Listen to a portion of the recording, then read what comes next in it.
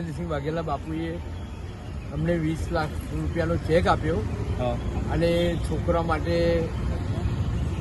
ભણવા માટે રિફાઇનરીમાં એડમિશન મળશે અને અમારા બાબાને કેન્ટીનમાં નોકરી માટે વાત કરી અને બીજા 5 લાખ રૂપિયા લેવાના છે એ પછી 10 થી 15 20 દિવસની અંદર અમને આપશે એ બાકી છે. હજુ 20 લાખનો ચેક અત્યારે અમને આપ્યો છે.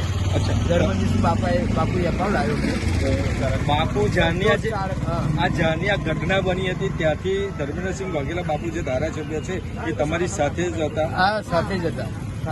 અને જે અત્યારે જે તમને જે 20 લાખનો ચેક આપ્યો છે, બેનને જે રીતની નોકરી આપવાની વાત કરેલી છે અને શિક્ષણ આપવાની જે વાત કરી છે તેની મેં તમારી સાથે પૂરો સાથ ને સહકાર ધર્મેન્દ્રસિંહ વાઘેલા બાપુએ આપ્યો હતો. એ બાબતે તમે શું કહેવા માંગો છો?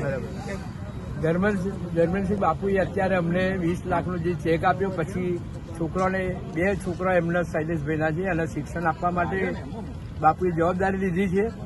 અને બીજું કે અમારા બાબાને ઘેરથી અને નોકરીની જવાબદારી લીધી છે, નોકરી અપાવશે, પેન્શન અપાવ. ક્યાંક ને ક્યાંક કોઈક એવું કહે છે કે બાપુ કરે છે કે બીજા કરે છે, તો તમારે એકલા માટે તમે અભિપ્રાય લે છે કે ધર્મેન્દ્રસિંહ બાપુ દ્વારા જ આ બધું થયેલું છે? હા, એટલે ધર્મેન્દ્રસિંહ બાપુ ખરા, એમના આધારે જ બધું અમારું કામ થયું છે.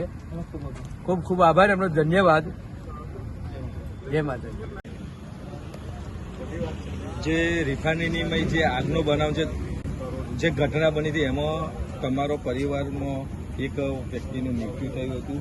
ત્યાર પછી આજ દિવસ સુધી જે થયું અને અત્યારે સાંજના સમયે ER બિલ્ડિંગની માંથી જઈને આવ્યા છો, તો શું આપની સાથે ઘટના બની હતી?